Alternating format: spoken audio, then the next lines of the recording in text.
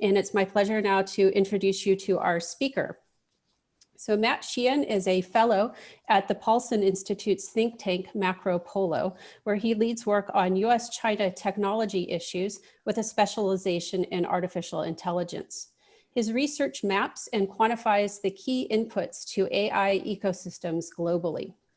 Matt is the author of the book, The Trans-Pacific Experiment: How China and California Collaborate and Compete for Our Future.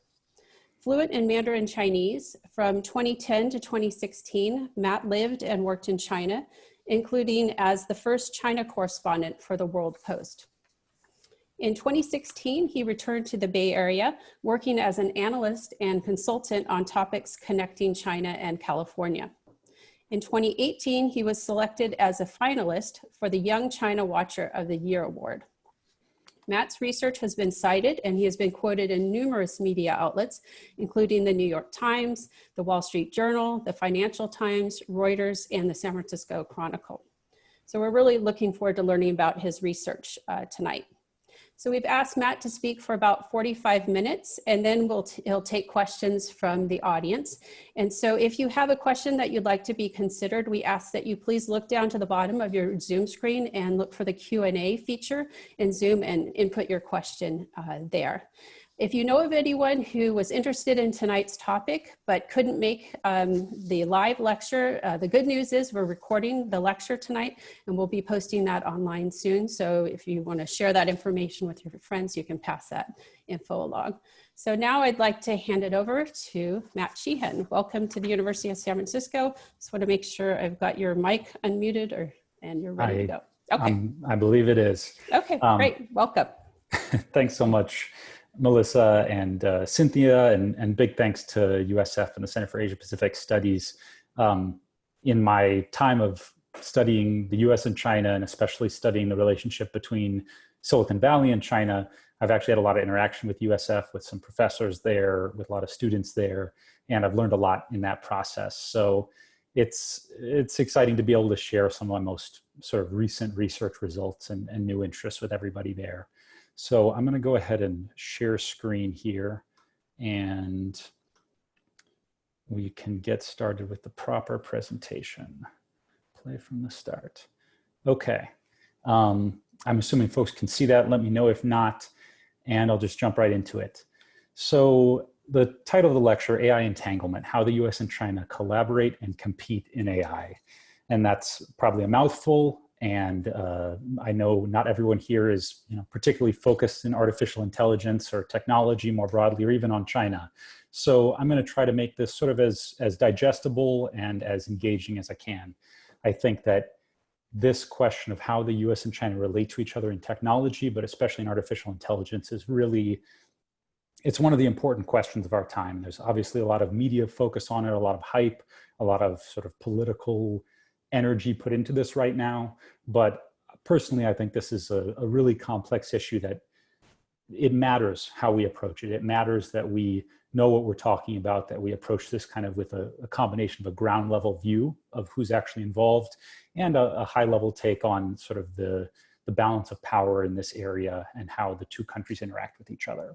So with all that said, I'm going to jump right into it and hopefully make this fun and interesting. We'll see if we can do it.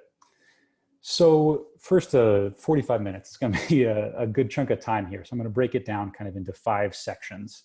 At the very beginning, I'm going to give an introduction kind of the US-China tech rivalry and more, how did we get here? I think right now, if you kind of just look around, scan the media headlines, there's so much light and heat around TikTok, around AI, around semiconductors.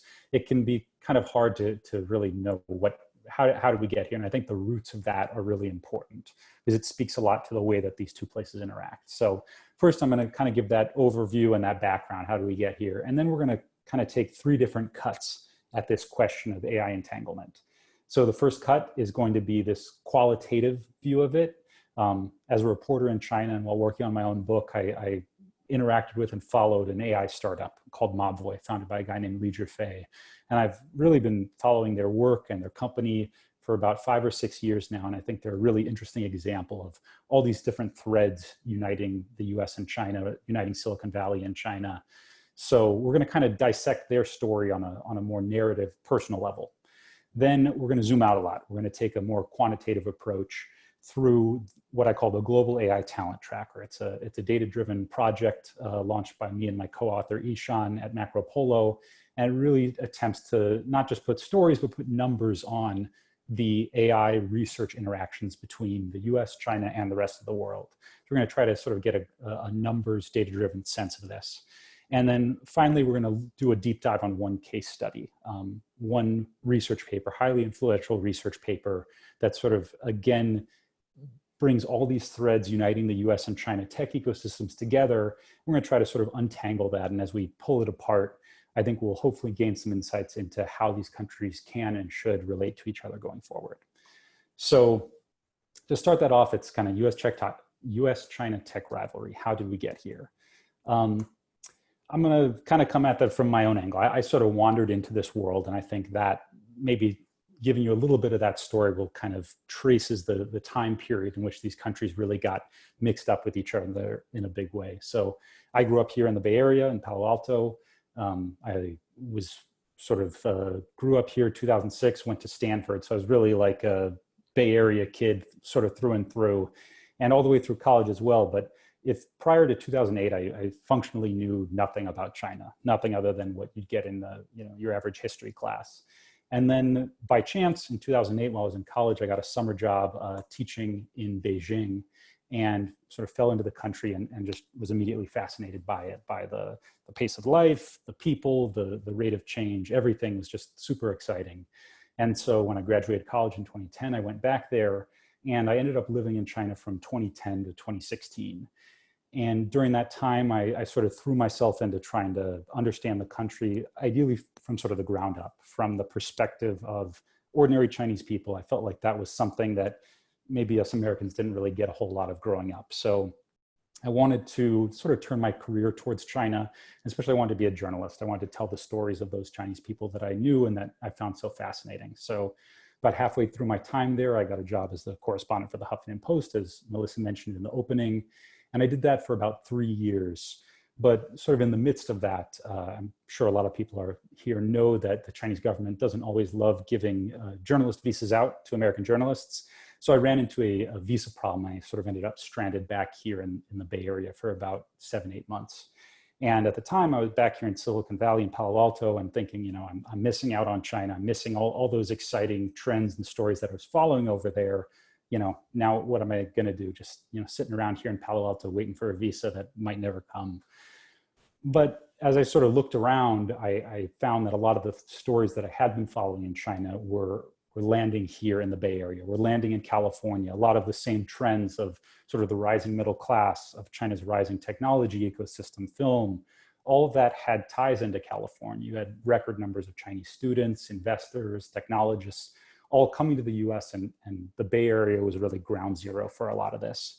So I ended up turning on to really focusing on this connection between China and California, and specifically in the technology ecosystems, because that was one of the richest. So that logo down there is the logo for my book that I designed, sort of just trying to capture some of the fluidity and the connections between the two places. So when I moved back in 2016, soon after that, I started working at Macropolo, the think tank at the Paulson Institute. There I tried to take some of this research into Chinese technology and take a more sort of analytical, formalized approach. So more data-driven, more looking at policy rather than just, the stories of the people involved. And kind of all these threads ended up coming together into the book that Melissa mentioned at the beginning, the Trans-Pacific Experiment. And what I found kind of most interesting, what drew me into this world, was that a lot of these connections that you were seeing between China and California were not connections that were happening at the highest levels of government necessarily. I think for a long time, the US-China relationship was seen as this thing that happens only at the highest level between President Nixon and Mao Zedong, or Zhou Enlai and Kissinger, or Nike setting up factories over there. But what you saw across a bunch of dimensions of the relationship, and especially in technology, was this move down to connections between people, connections between ordinary companies, startups, investors, students. And that's what I got interested in chronicling during this period of time. So looking at US-China tech ties from 2010 to 2018, I think the nature of it is this multifaceted, multi-dimensional set of ties that goes to people. You have during this time a lot of Chinese trained engineers coming to Silicon Valley. You have Chinese investors investing in Silicon Valley startups and vice versa. You have some leading lights of Silicon Valley like Andrew Ng or Hugh Labara going to China to take the leadership at Chinese tech companies. So you've got people, you've got these investment flows in both directions. You've got a really rich exchange of ideas. These are research collaborations. This is Chinese companies learning from Silicon Valley. And in this period of time, for the first time, you saw this kind of going in both directions. I think for a lot of, say, 1990s through 2010, we saw sort of Chinese tech as derivative, as just a copycat imitating Silicon Valley. And this period of time, with the rise of WeChat, Alibaba, TikTok, you start to see major Silicon Valley companies like Facebook and Google and whatnot saying, hey, like maybe we have something to learn from China as well, setting up a research lab over there or looking at sort of the innovation that happens in products. And so you have those ties going as well. And finally you have supply chains. So relatively self-explanatory, but from iPhones to hardware startups, you have a lot more connections. And what's interesting about these ties is that they're growing at this grassroots level and they're reaching new heights. There are more students, more investors, more research labs, but it's happening at the same time that the companies and the markets and the internet itself is divided. Facebook, Google, Twitter, you name it on the big sort of US platform tech companies, they're blocked in China. Chinese companies aren't necessarily blocked here, but they have a hard time making inroads. And so I describe this kind of tension as Silicon Valley's China paradox. The way that I describe that is that while the trans-Pacific flows of people, of money, and of ideas were reaching all-time highs, the technology companies and the internet itself were more divided than ever by national boundaries. So you have these very rich connections at these other levels, these kind of below the radar levels, human connections, investment connections, sort of startup to startup. But when it comes to the big companies, they're basically locked out of each other's markets. And that was creating a lot of, I think, sort of building tension in that relationship. There was a sense that this had to resolve in one direction or the other. Either the companies are going to be let into each other's markets and we're going to have this kind of, global tech ecosystem that a lot of people in Silicon Valley dreamed of, or maybe it's going to go the other way. Maybe these flows of people, money, and ideas are going to be brought in line with the sort of company balance. And I think what really forced the issue on this was a major change in how Washington, D.C. saw China. And it was a sense that, these connections had flourished at the grassroots level and D.C. was in some way left out. China, the Chinese government was very involved. They were still, blocking US tech companies. They had a lot of leverage over tech companies, but D.C. didn't have that same leverage. And so these connections were growing without a whole lot of involvement from the US federal government. The way that I think of it is that during this period of time, 2010 to 2018, US foreign technology policy was functionally set by people like Tim Cook and Mark Zuckerberg. They were making the real decisions about, would Facebook censor in China? Would Apple, how would Apple integrate with the Chinese smartphone ecosystem? And I see this latest period as an attempt by DC to kind of reassert control. So what precipitated that change? What led to it? And this will kind of lead us again into the artificial intelligence specifically. I think maybe the biggest change was in China's capabilities. For decades, we'd really seen China as a technological backwater, as a copycat country. Yeah, maybe they're sort of stealing IP, or yeah, maybe they are leeching off the US ecosystem in some way, but functionally they're so it's such a weak ecosystem, tech ecosystem, that we don't really need to worry about it. And from 2010 to 2018, that set of assessments really changed. It's partly due to the rise of WeChat, Alibaba, TikTok, all these companies that are making a big splash globally. and also just sort of the recognition that China is in a very good position and taking a lot of leadership in places like artificial intelligence and possibly quantum computing as well. That's one factor. We see China differently. We see it as a true rival, a peer rival. The second big change, I would say, was the CCP's actions, the CCP being the Chinese Communist Party.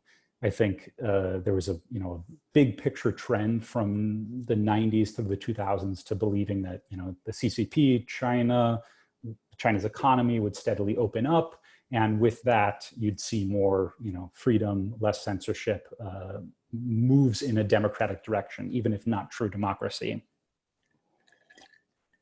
But the period of time from, say, 2012, when Xi Jinping took power, till now has seen a major sort of change in that trajectory, or change in our evaluation of that. So internally, you saw real retrenchment on issues of free expression, on the sort of suppression of all forms of dissent, on the build out of China's surveillance state, on the persecution of the Uyghurs in Xinjiang. You kind of have this retrenchment on all fronts that is an affront to a lot of American values and took a lot of people by surprise. That's all domestic, but looking externally, China also took a very different stance towards US technology companies. It was a bit more aggressive, a bit more confident, and I think there was a real change in how people saw the CCP in that way. Finally, the technology itself. I think circa 2010, a lot of internet technology, platform technology was fundamentally seen as a novelty, as something that was interesting. Maybe it's fun, maybe it's, we say it's going to change the world, but it's not really acting on the world. And in the last 10 years, we've seen that those same technologies can very much act on the world, can have real consequences in everyday life. They can throw elections in different directions, all these things. But equally big to that is the rise of artificial intelligence. Whereas, internet technology is about the sort of transmission of information, and information can be very powerful. AI is sort of a leveling up in being able to act on the real world. A lot of people talk about technology as dual use technology. It has a civilian use and maybe a military use. But AI is what we call an omni-use technology. It's not just that it has one civilian use and one military use. Functionally, it can be applied to almost any task that we know of today, relatively simple or narrow tasks. That could be facial recognition, that could be recommending movies on Netflix, or it could be autonomous drones in sort of a war context. It could be automated factories, things that we really think of as core to national power and national security. And I think that's really the big shift here, is over this period of time, because of the change in the technology, because of the change in the relationship more broadly, we started to see technology as equivalent to national security. In a lot of ways, China has taken this approach for a long time. They've always seen technology as sort of part and parcel of national security. But I think in the US, there's a bit more of a divide here. We saw certain technologies, missiles, nuclear technology, cryptography, those have to do with national security. But we didn't necessarily think of a lot of what went down in research labs or at companies like Google and Facebook as sort of a core piece of our national power that we need to protect against foreign powers, we need to build up as a nation. So the result of that backlash, we have these rich connections, sort of Washington, D.C. becomes aware of these connections and becomes aware of China's rise in a lot of these fields. And the result is what people call decoupling. So an attempt to kind of throw up a brick wall between these two ecosystems. It says, if China during this period of time has been rising at the same time that these connections have been rising, maybe these connections are the source of it. And we need to get China out of our ecosystem. We need to get Chinese researchers out of our universities, all these positions that have been taken in the last few years. And this is not me endorsing these positions, this is describing what I think is the big picture trend. And what I see as my job in my research, and what we'll try to get into here, is sort of figuring out when is decoupling necessary, when is it helpful, when is it hurtful, when does it hurt the US interests, when does it hurt sort of global technology. And that's what I'm going to try to sort of elaborate in the specific case of AI by looking at these examples. So decoupling in practice, to go over these very quickly. You see us banning chip sales to Huawei, banning Chinese money in Silicon Valley, warning about spies at universities and cyber espionage and whatnot, blacklisting companies, and of course, the one that's very, very much in the news and probably in the smartphones of the teenagers or the children out there is TikTok and the attempt to sort of wrestle control of that. So with that big picture overview of how we got here, now we're going to just take this sort of three-cut approach to what is the nature of the AI entanglement, and then what can we learn from that? What does that mean for US policy? So first we're going to look at Li Zhifei and Mobvoi. So this picture right here, it's one of my favorite pictures that I took in China. It's this was taken a bit north of Beijing at sort of a hotel resort getaway place. And the people in the pictures are employees of a startup called Mobvoi. And the guy in the front here in this blue jacket, that's Li Zhifei. He's a guy I've been in touch with for a while, and I've sort of followed his journey and his company as they went from being, you know, a kind of a no-name startup to being a leader in AI in China, and a company that really exemplifies these kind of deep entanglements between the two ecosystems. So first, quickly take you through Zhifei's journey. He was born in central China, in Hubei, I think. In 1978, he went to undergrad in Beijing and sort of joined a startup there in the early 2000s. But like a lot of Chinese people, when he wanted to get an advanced degree, advanced education, he went to Johns Hopkins University, or he went to a US university to study computer science. And in his case, he was already focused on machine learning sort of long before it was the hot new thing. So he graduated and he went to work in 2010. He went to work at Google. So just as sort of Google, the company, is pulling out of China, Li Zhifei is going into Google. And he worked there on machine translation for some time, sort of had a promising young career over there. But when he wanted to found his own company, his company Mobvoi, he decided to go back to China. He thought, you know, that's where my opportunities are greatest. That's where I can make an impact. And so he headed home in 2012 and founded the company with investment from the US and China. So Mobvoi, the company, is, broadly speaking, it's a voice assistant company. Their first product was called Chumen Wenwen, which in Chinese basically means, you know, you go out and ask around, go out and ask a question. And it was functionally a Chinese Siri, a Chinese voice assistant, but for Android, for smartwatches, for smart speakers that run on the Android operating system. And I used it over there sometimes, worked pretty well. You could ask it, you know, 这儿附近有没有四川菜? Like, you know, where's the Sichuan food around here? And I'll give you the restaurant. So useful, relatively straightforward product that was being pioneered in the US a little bit ahead, and he's trying to do the same thing in China. So I got to know them really over the course of about 24 hours when I joined them for this hackathon to build out apps for their own smartwatch ecosystem. And this was, you know, where that earlobe rubbing picture from the very beginning, that was kind of the icebreaker at this activity. And I went out there and sort of rode a bus out there and hung out with them for a day and watched them as they broke into small groups and built all the, you know, applications for the new ecosystem that they were building. And I just found it to be a really fascinating, for someone like me, grew up in the Bay Area, went to China, you know, learned the language over there, and was fascinated by these cultural mix-ups, mashups. I just found this group of people to be really fascinating, because Li Zhifei wasn't the only one who had come to the US, worked here, and then gone back. A lot of the leadership team there did the same. And so you have, what you see a lot in China's tech community is you have a cultural mashup of people who have deep experience in both the US and China. You know, they're bilingual, they work in both languages, they read in both languages. And so, you know, we'll be like on the bus there, and there'll be this kind of thing that a lot of people who've been to China know, where they'll be speaking Chinese, but just sprinkling in little English phrases. And for some reason, it, you know, it tickles my brain. It makes me laugh. So you'll hear people saying something like, you know, 这个他们的 back end 很强，但是他们的这个 front end 不行. And, you know, or like, 这个很难做，但是我们就 why not? And these are kind of my people. I love hanging out and with those kind of cross-cultural remixes.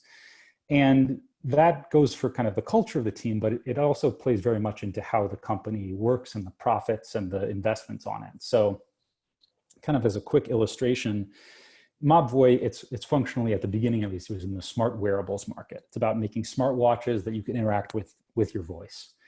And that's a big market, a growing market in China. But the fact that they're there and the fact that a lot of US companies are blocked doesn't mean that there's not entanglements here. Really going into Mobvoi, feeding into it, are all these sort of elite institutions from both the US and China. You know, you've got Zhifei, who worked at Google, his CTO worked at Microsoft, his head of product went to Harvard Business School, some went to Tsinghua. They took on investment from the US and China. So the company, even though it's operating pretty much solely in the Chinese ecosystem at the time, it's a real mashup and kind of drawing on, you could say, the best of both ecosystems at that level.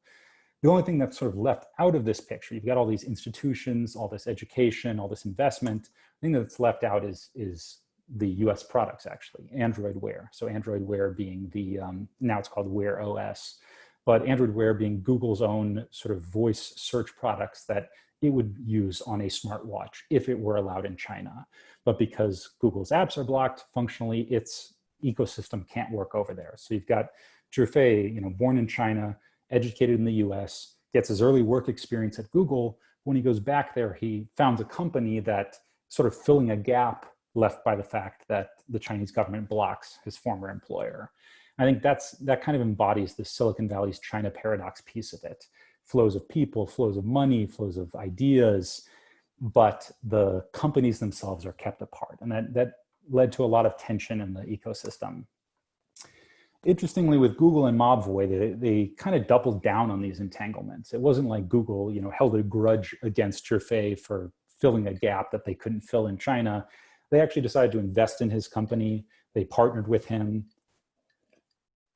Functionally, they kind of made Mobvoi like a proxy company in China, such that Mobvoi became the official voice search partner of Google in China, such that even though you couldn't use Google, Google sort of worked with and officially endorsed Mobvoi's technology and said, if you're using Android in China, you know, you should use Mobvoi as your voice assistant. So you have these deep ties. And the investments here happened around 2016, 2017. And I'd say that was kind of, in a lot of ways, the peak of this Silicon Valley's China paradox period of time. People are traveling back and forth, money is flowing back and forth, partnerships are forming, research labs are being set up. And it looks like maybe, you know, this is the way things are going. It looks like maybe the two ecosystems are just going to kind of pull closer and closer together. But as we all know, that's not what happened. In the period from 2018, more or less, to the present day, we've seen very aggressive decoupling that has attempted to kind of wrench these connections apart. So there have been a lot of restrictions on Chinese students in the US, many of them just proposed, not yet into full effect, but sort of limiting the length of visas if you're studying STEM. There have been restrictions on cross-border investment such that Chinese companies can't invest in Silicon Valley. And I think Silicon Valley companies are now a lot more hesitant to invest in China. And I think that's exerting a lot of pressure, not just on Mobvoi, but on countries throughout the ecosystem. So I've kind of been watching, how does a company like this, a company that's sort of by its nature transnational, by its nature a mix of these two countries and tech ecosystems, how do they deal with this? And I think you've seen them kind of branch out in a couple different directions. For one thing, they've very much expanded beyond just the US-China access. They're not trying to just become Google's partner in China. They've actually made a big partnership with Volkswagen China, so a German company, to provide all the voice technology for Volkswagen cars. And recently, this is literally the last few days, they have removed some of Google's own operating system from their latest watch, in part to optimize the watch, but I would imagine there's also some sense of, you know, we need to indigenize this technology such that if we are cut off from access to Google, can we still, you know, function as a company, as an ecosystem? And so, you know, Mobvoi has kind of captured the rise and in some ways the fall. I don't think, you know, it's not like they're breaking ties with all US companies and investors, but I think they have to hedge against a much more uncertain future.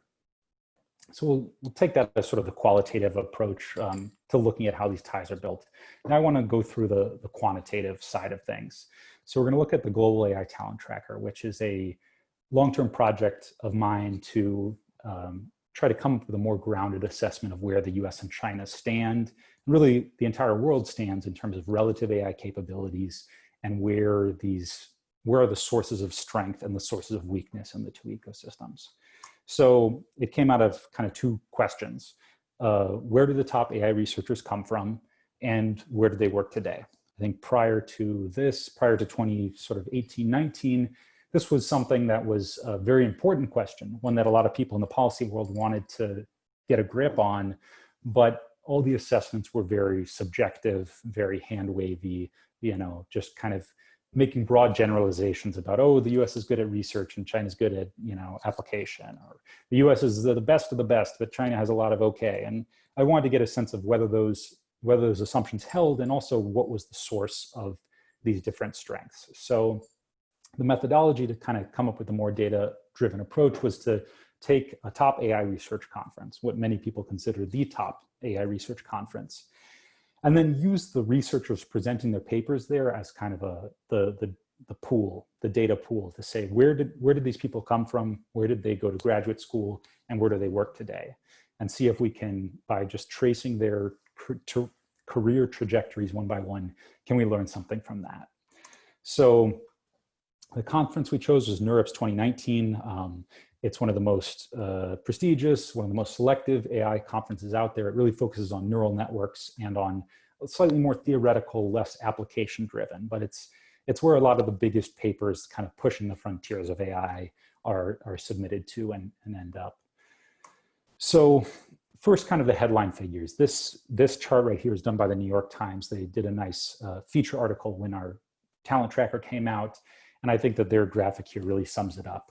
You see undergraduate studies, grad school, and postgrad work of the researchers at this conference. So you can kind of think of this as the left side is where they come from, the middle column is where they get their graduate education or receive their advanced training, and the right column is where do they work today. And obviously undergrad studies is not a perfect proxy for someone's nationality or where they grew up, but it's one of the best proxies we can get where we can gather data at scale. So if we kind of go through these one by one, you see as things start out, the US has a good chunk of these researchers come from the US, 20%, but it's definitely not the leader. Europe is there with 18%, and China is actually the leader with 29%.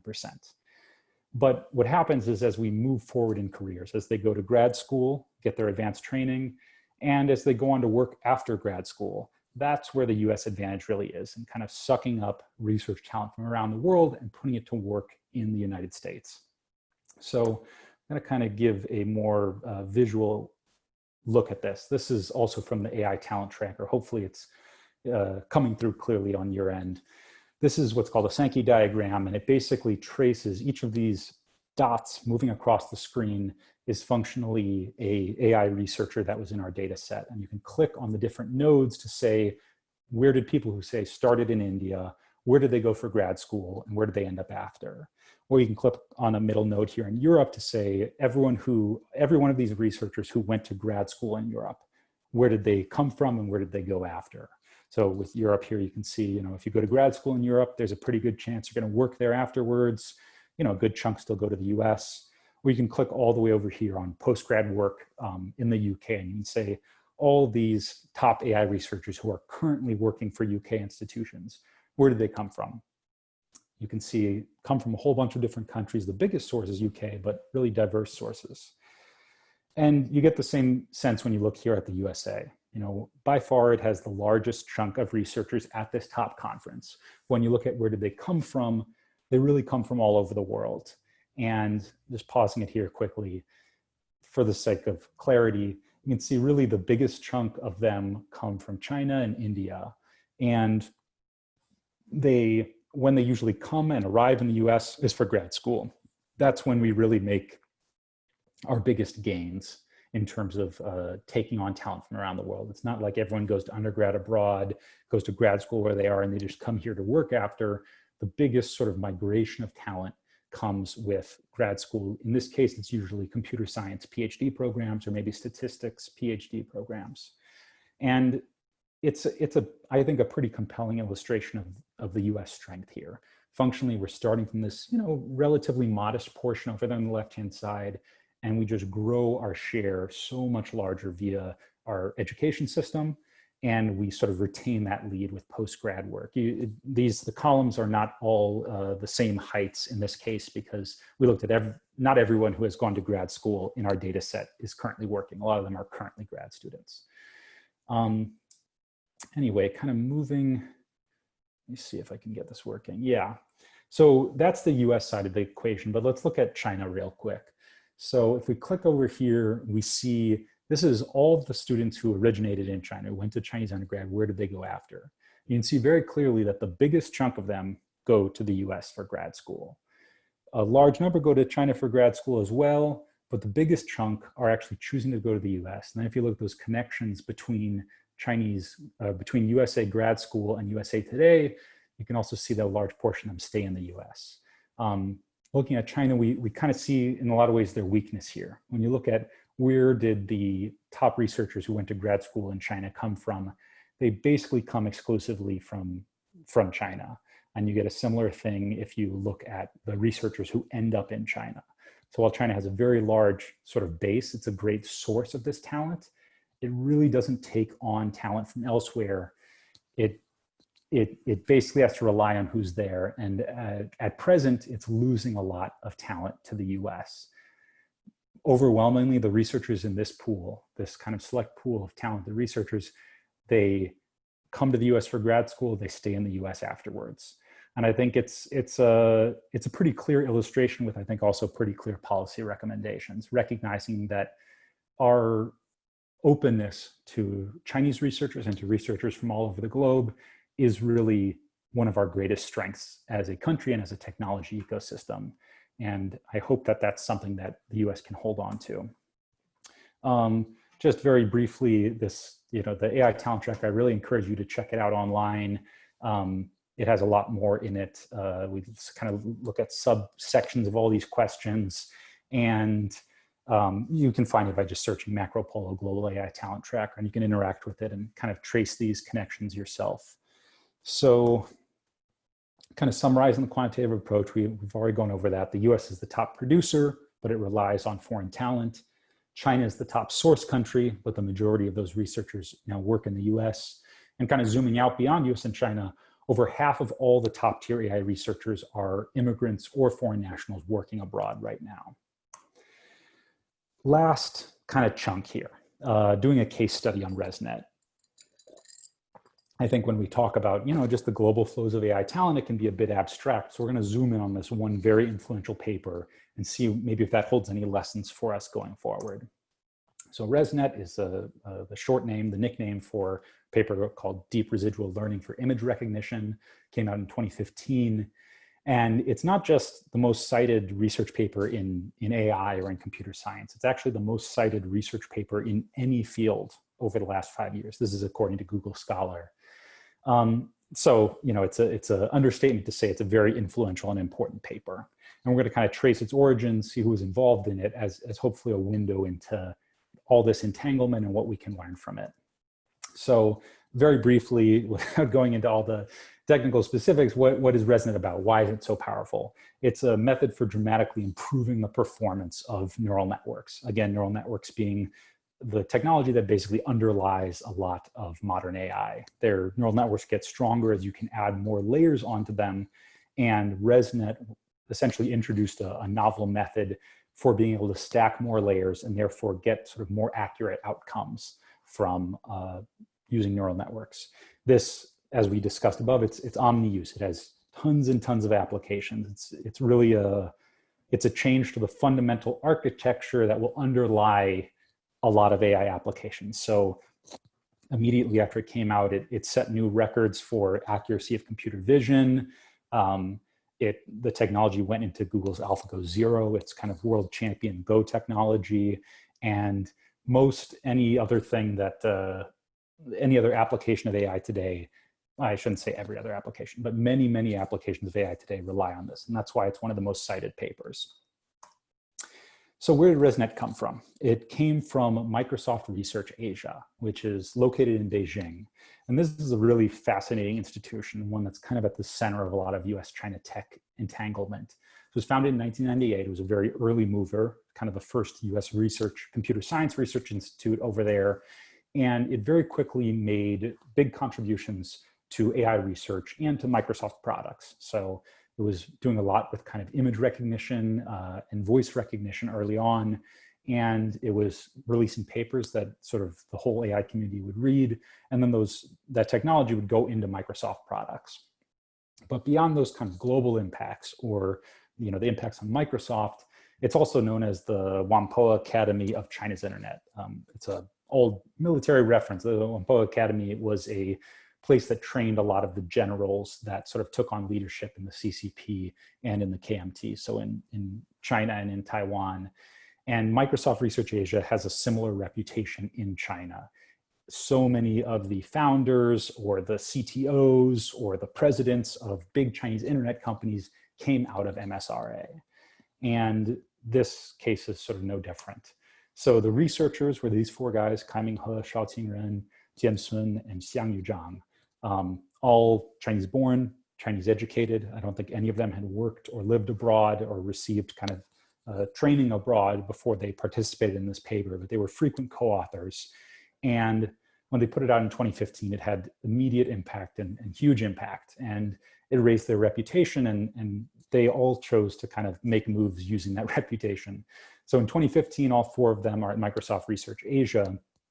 But over the next few years, they all kind of spread out across the AI ecosystem in both the US and China. So Kaiming He, he was maybe sort of the most prestigious or well-regarded to a certain extent, sort of a very promising young person. He decided to pick up stakes and go to Facebook. So he's currently a researcher at Facebook AI Research. I believe he's in California. I believe he's in the Bay Area. The other two, Jian Sun and Xiangyu Zhang, they both went to Megvii, aka Guangshi, aka Face++. This is one of China's biggest and most successful computer vision companies, which does a lot of facial recognition and therefore feeds into a lot of the sort of explosion. It has grown with the growth of surveillance technology in China.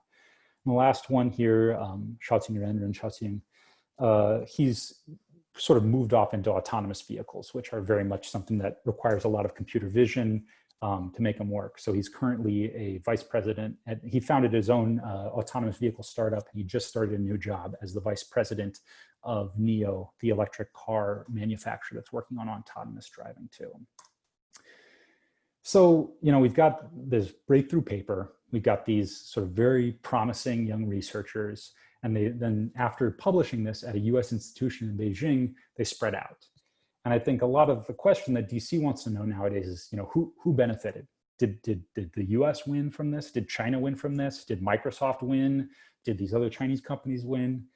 And I think this is where it's really hard to untangle all of these. I think the one thing we can say sort of most clearly is the biggest winner was global AI research and global AI applications. The paper they released, the method they introduced has been used in countless applications and has really helped advance the field in very meaningful ways. So that's kind of the clearest winner. Microsoft definitely gained something, but the paper was published openly, so it's not like it's proprietary Microsoft IP. And I think maybe the bigger winners, even bigger than Microsoft, were the companies they went to. So Megvii, the Chinese facial recognition startup, which sort of inextricably feeds into the Chinese surveillance apparatus. And that's something that's grown tremendously over the last 5 years and is kind of one of the more troubling things in not just China, but around the world today, is the explosion of that surveillance architecture. Also Facebook and NIO. So, NIO, they're an electric car startup, and I think we generally tend to think of them as a quote unquote good guy in this. And, we like to see that. And the US certainly gained by bringing on Kaiming He to Facebook. But it's very hard to untangle all these things. And I think it gets into a lot of the very direct policy questions we have today. So, there's a lot of movement to say, hey, we shouldn't let, say, Google set up a research lab in Beijing. We shouldn't let we shouldn't let Baidu set up its research lab in California. And so kind of looking at this tangled history of ResNet, it got me thinking about, what if we kind of took these policies and implemented them earlier? What would the impact be? I think, what if Microsoft had never founded MSRA? It was a real catalyst for China's internet ecosystem and AI ecosystem. And I think it's fair to say if it hadn't been founded, this would be a setback for Chinese technology. It provided advanced training when there wasn't a whole lot of that in China back in the late 90s. But what if, say, Microsoft had founded in 1988? Back then, there wasn't a whole lot of concern about Chinese technology.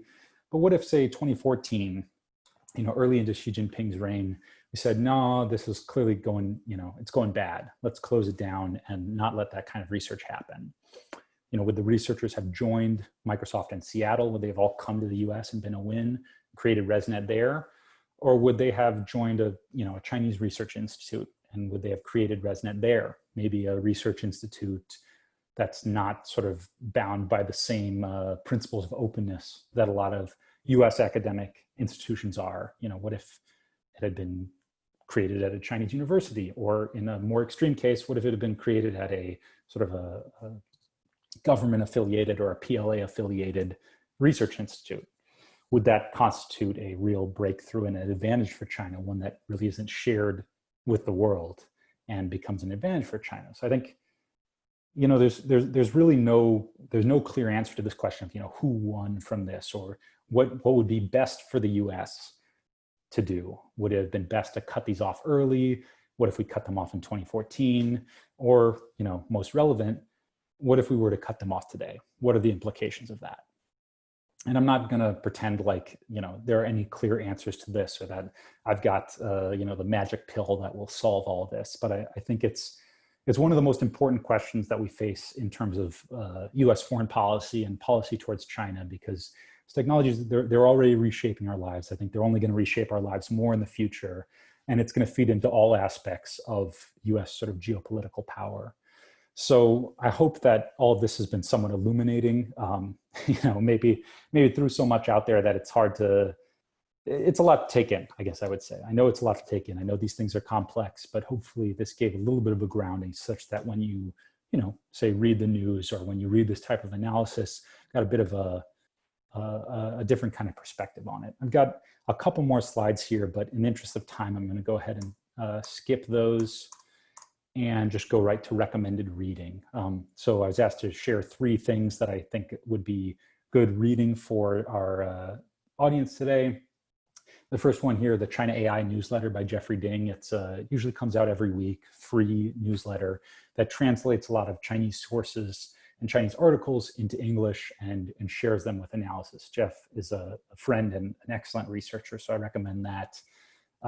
Second would be this report by the Center for Security and Emerging Technology, which does some of the best analysis of this. And today we didn't get it all into semiconductors, chips, which are one of the hottest issues in US-China relationship.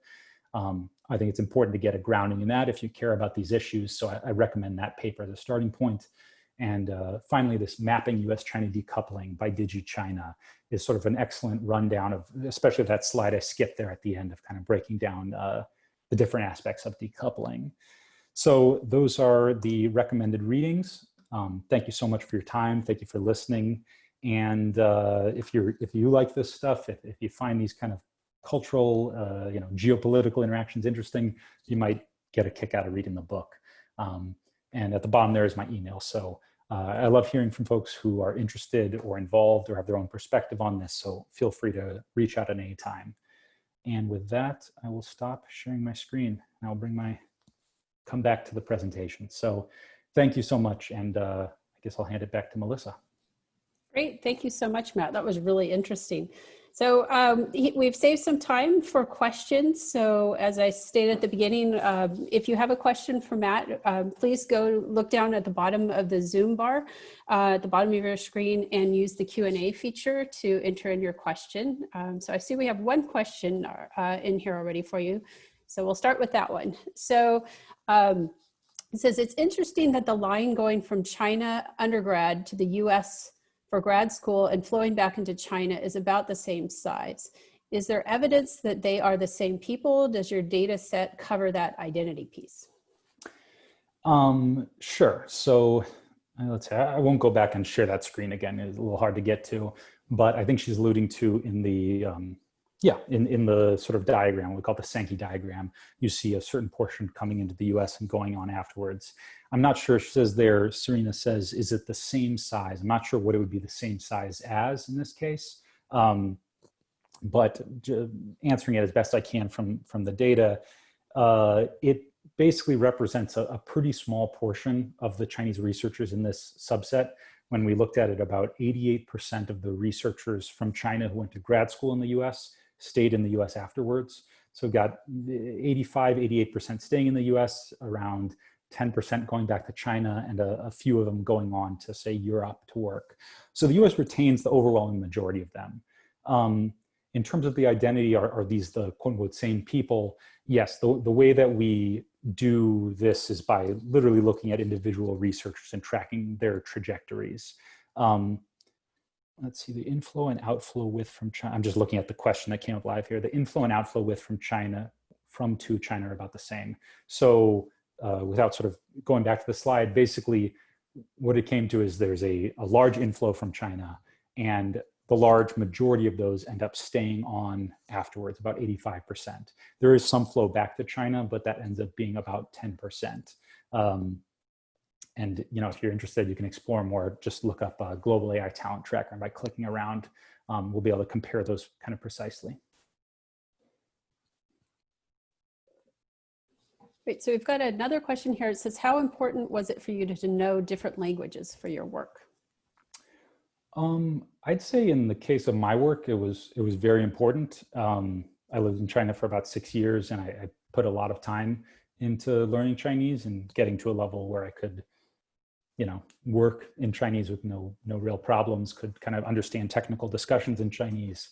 And for me, that was important because, I think that in this field, I thought this back then, and maybe I think it even more now, it's really important that we're able to see the people on the other side of this equation as real full human beings with very normal human motivations. Not every researcher who returns to China is some cog in a giant Chinese conspiracy to overtake the US. They're, in many cases, ordinary people responding to the same kind of push and pull that we do. It's they want to go back because they have a visa problem. They want to go back because their grandma's there, all these kind of issues. So from that perspective, I think the language is really important. I think there are people who do really good and important work in this without knowing Chinese. I think a lot of people bring like technical skills to this that are very important, being able to sort of digest and analyze the technical side of it. And that's actually what I'm working on now. I'm trying to learn the language of Python, learning coding, so that I can get a little more hands-on with this and learning machine learning sort of concepts. So I'd say either of those is a good thing to have. Great, so the next question is the US government permitting Chinese scholars educated in the US to remain in the US? And how hard is it for these scholars to gain US residency?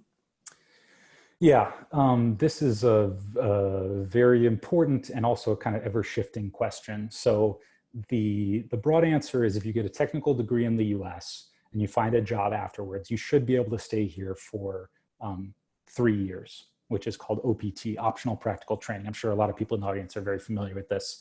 So OPT is kind of the function by which we say, if you were trained here, you have a technical skill, you can stay here for 3 years without having to go through the really rigorous, complex process of applying for, entering a lottery for a visa and getting it. So I'd say OPT is really good, and it's really important. It was on the chopping block earlier this year. There was a threat from the White House to get rid of OPT, ostensibly as a way to, save jobs for Americans in the wake of the coronavirus. But that's, I don't think many people believe that was the real motivation. So I'd say that OPT program is kind of the first line of defense and is very important. Beyond that, there's a lot of issues with H-1B visas, with being able to retain really skilled people here. The process is very difficult. It's getting harder and harder to get one. And outside of the Chinese piece, specifically, there's a lot of abuse of the H-1B system, which I think could be fixed such that we're really keeping high-skilled people. So I'd say, broadly speaking, historically, it was a relatively straightforward path towards residency, maybe eventually citizenship, but it's been getting harder and harder over the last 5 and then even really 10 years. Okay, so another attendee would like to know, is there any proposed reason why the US has such a larger number of graduate and post-grad numbers? Sure. I'd say the straightforward reason is because the US has the best universities in the world, and it has the, broadly speaking, the best technology companies in the world. There are outstanding places outside of the US. There's Microsoft Research in Beijing. There is DeepMind in England, ironically, both of which are owned by a US company. But I'd say our real strength is just the strength of our universities and the strength of our companies afterwards. It's really the engine of US technological progress and the magnet that attracts all these people here. It's just a question of whether we kind of let that operate or we put up obstacles. So next question, how or to what extent do the moral and political frameworks inherent in the US and China impact current and future uses of AI? Yeah, I think that they impact it in a big way. And, you know, the most obvious one, the one that gets talked about a lot, is sort of Chinese people sometimes maybe having not placing as much emphasis on kind of personal privacy, or especially what I would say is not necessarily the privacy of the data on your phone, but privacy in like public spaces. Chinese cities at this point are by and large blanketed in cameras, surveillance cameras, and a lot of those cameras have AI technology behind them. But it's kind of a fact of life. It's seen as a way of, hey, you know, it's a big city, a lot of people, you got to maintain order, kind of thing. That's a very, I know we're limited on time, so I'm giving a very kind of quick and dirty answer to this. Much more complicated than that. But yeah, the clearest and most direct way is in this kind of conception of privacy in public spaces. I think going forward, you know, with the interesting obstacles on the US side has been when, for example, you've had US technology companies sort of revolt against partnerships with the US government or US Department of Defense for AI projects. So at Google, they had a contract with the Department of Defense on sort of drone computer vision ideally for targeting strikes, I think. And basically the Google employees, they kind of have their own civil society there, and they revolted against their own company having this contract, and Google canceled it. And I think that development, the way that sort of activism within US companies both shapes the priorities of those companies and shapes their relationship with the government, is going to be a really interesting thread going forward. You've been asked to elaborate more on AI chip for China. There are lots of articles talking about US semiconductors embargo and how it will hurt China. Yeah, it's a huge topic, and I've been spending a lot of my recent weeks and months looking at this. I know we're short on time, so I'll try to be brief. I guess I'd say there's two aspects of this.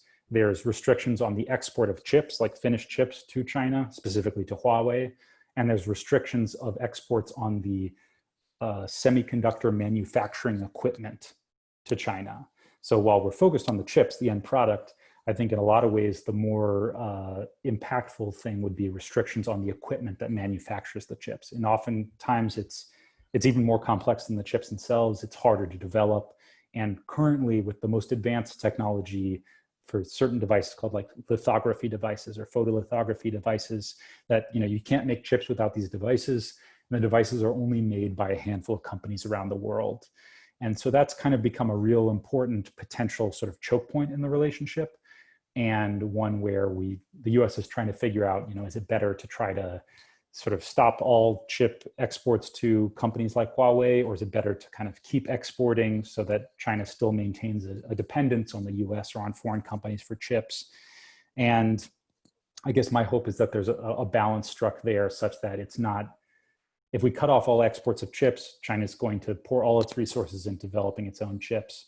And I think maybe a better policy for the US involves exporting chips to certain companies, but trying to maintain a partnership among democracies about not necessarily selling the equipment to China.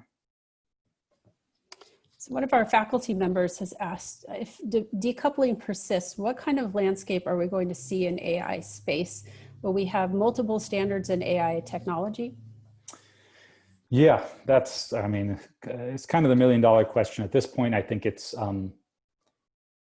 yeah, we're seeing a very meaningful fracture, and it's one that will lead especially to differences in the research ecosystem and the standards. On standards specifically, this definitely applies to AI, and it applies to a lot of sort of the factors going into AI. Where we're most focused on standards right now tends to be more hardware stuff like 5G, which, another huge topic that we didn't get into today. And I think there we are seeing a divergence where China has poured a lot of resources into trying to say, we're going to make the Chinese standards for these the ones that are accepted globally. We're going to build the technology first such that our sort of default standards for how it works are adopted globally. And the US hasn't been nearly as focused on that. It's left up to the private sector, which normally does a good job. But I think it's an area where a lot of people are calling for the US to take more leadership, get more actively involved, so that a lot of countries, maybe especially in the developing world, don't sort of default to Chinese standards and Chinese technology. So this is kind of a related question. This attendee would like to know what your predictions are for the future of US-China cooperation on AI technology. Will there be more and more separation until it's like between the United States and the Soviet Union? So yeah, one of the most common phrases you hear nowadays is tech Cold War. And it's a phrase that has gained a lot of momentum, and it's used by a lot of people to describe what they see happening between the US and China today, saying, it's not going to be a hot war. We're not going to be bombing each other's, tech companies, but we're going to be at odds and trying to maneuver for sort of advantage and position. And I think in one sense, that does capture an element of it, a game where there's a major competition between two great powers who are both seeking advantage relative to the other. I think where sort of tech Cold War, or these different tech blocks, where that starts to fall apart a little bit is in the nature of this entanglement. The fact that you have so many people, so many companies, so many researchers that are kind of spanning this, that have experience in both ecosystems, that have companies that operate in both countries, even to a certain extent. And I think that type of entanglement is a big difference from, say, the rivalry with the Soviet Union. We were in Soviet Union, we were competing on technologies, on, say, nuclear weapons and whatnot, but it wasn't like you had a ton of deep and rich connections between the two tech ecosystems. And I think that's going to be a major difference. And I hope that that'll shape things in a slightly more positive direction. So it's not all sort of bare knuckle rivalry, but we still see and are open to places where cooperation is beneficial.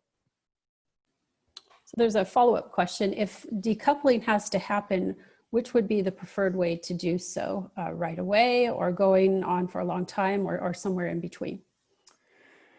Yeah, I think I'm going to choose the easy answer, which is somewhere in between.